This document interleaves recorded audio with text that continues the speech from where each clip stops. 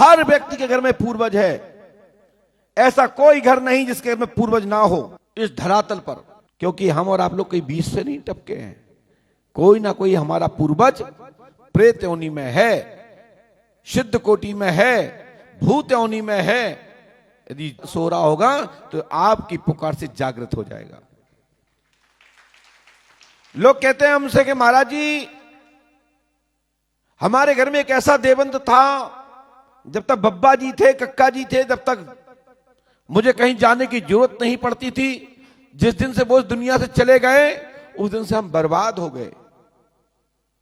सत्य बताएं, वो मानते थे इसलिए देवता उनके साथ था, और जो मानने वाला चला गया तो देवता तो सो ही जाएगा, सो जाएगा।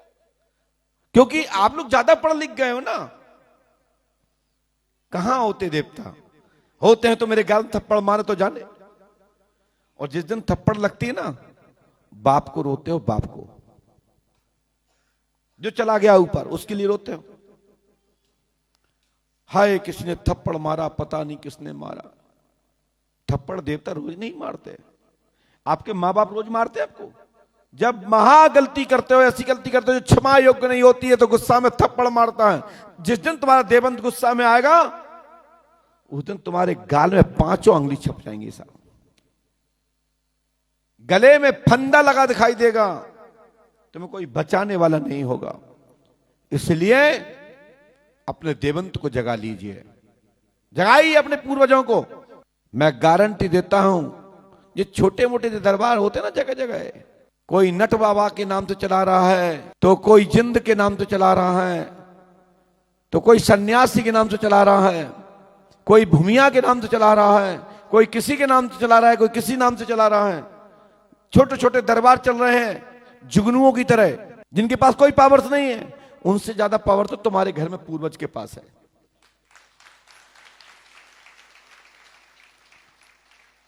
जो छोटे मोटे दरबार जो पैसा लूट रहे हैं, चलिए चलो हम आपको हरिद्वार ले चलते हैं, चलो मैं आपको नासिक ले चलता हूं, आपको प्रयागराज ले चलता हूं, गया ले जाता हूं, चलिए मेहदीपुर पंडोखल ले चलता हूं, सालासर ले जा रहा हूं। ये बीच में पैसा मारते हैं और बेवकूफ बना करके आपसे पैसा ठगते हैं। इतना काम तो तुम्हारा पूर्वज कर देंगे साहब। और दूसरा वाला बीच का क्या करता है?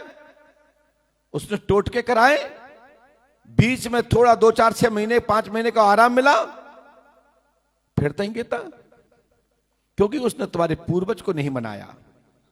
आपके पूर्वज को एक थोड़ा सा पिंडदान के माध्यम से, अर्घ के माध्यम से, अर्घ माने जल, मीठा शरबत के माध्यम से,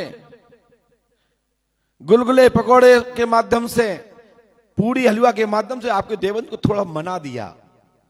जैसे रूठे हुए आदमी को मना दो और काम निकल जाए, फिर पूर्वज से कह दो ठीक है हो जाएगा तो आ जाएगा टाइम पे, बहू जब खाना बनाएगी तब खा लेना, तो वो बेचारा खुद ही चला जाएगा। जिसको नहीं खिलाना होगा इतनी बात बोल दो अपने घर में, तो वो बूढ़ा बुजुर्ग जो भी होगा वो घर घर के छोड़ के चला जाएगा, फिर गुस्सा में बैठ जाएगा। तो ये तो बात हो गई तत्कालीन मनाने वाली। मैं आपसे कहता हूं कि घर में पूर्वज हो तो घर स्वर्ग है, घर में माता पिता हो तो घर स्वर्ग है, और घर में वृद्ध यदि दहली पे बैठा हो तो मैं गारंटी देता हूं काय का लफ्जा तक किसी की औकात नहीं कि घर में कोई प्रवेश कर जाए। बस बुड्ढा बैठा हो घर पे दुआए पे डंडा रखे, मजाल कोई घर में घुस जाए, क्योंकि उसके पास एक्सपीरियंस है 70 साल का, 100 साल का।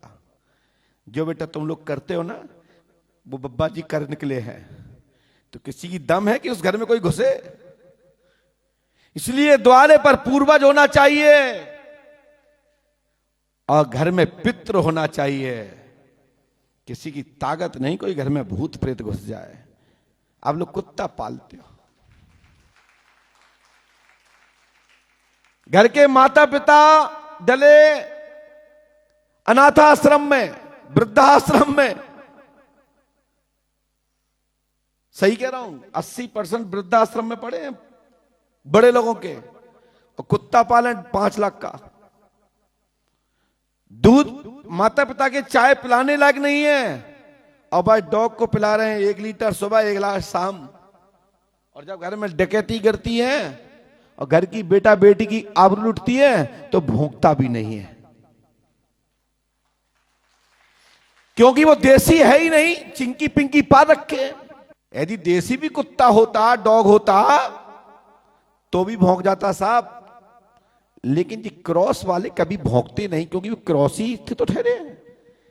वर्ण संकरी लोग भौंकते नहीं, क्योंकि उनकी ताकत ही नहीं है, क्योंकि उनके रग में जो ब्लड है ना वो मिक्स है। इसलिए क्रॉस बीज की संतान कोई मतलब की नहीं होती है।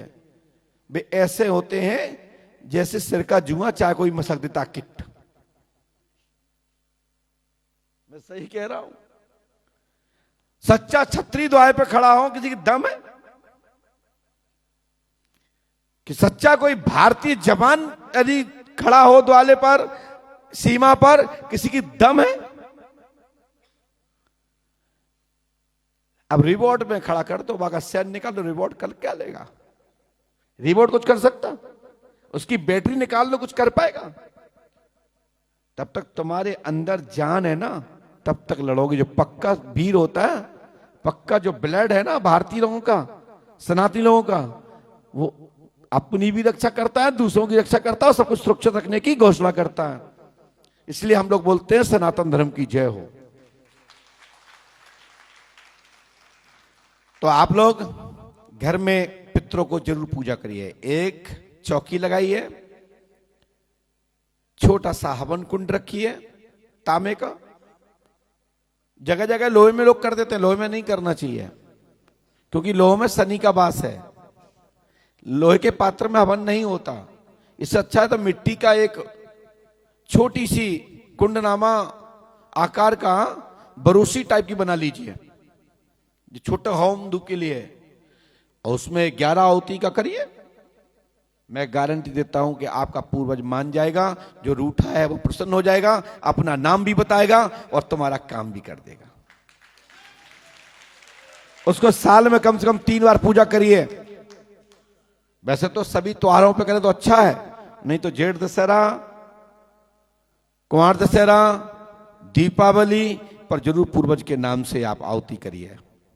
मैं गारंटी देता हूं कि तुम्हारा घर में किसी भूत प्रेत की ताकत नहीं कि अंदर प्रवेश कर जाए। उस वक्त जगा लीजिए, सोए हुए पूर्वज को जगा लीजिए। एक बार जब संकट लंका पे आया तो धुरंधर ताकतवान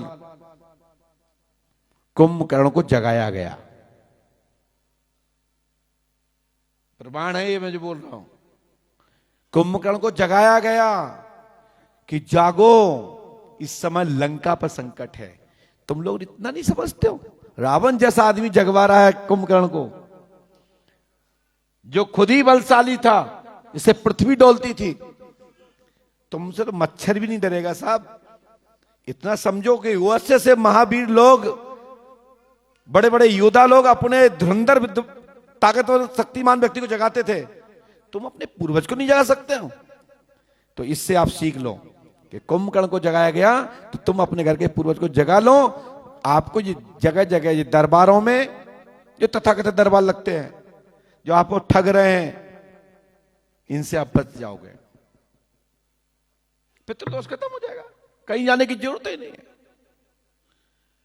और जो मुक्ति चाह रहा होगा वो आपसे मुक्ति मांग लेगा कि बेटा मैं चाहता हूं कि इस योनि से मैं मुक्त हो जाऊं, अब हम ये योनि में नहीं रहना चाहते, तुम्हारी रक्षा फलाना फलाना पूर्वज कर रहा है, और जाओ तुम इस देवता को मानो, इससे तुम्हारा कल्याण होगा।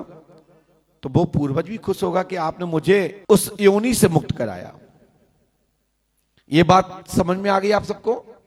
धन्यवाद।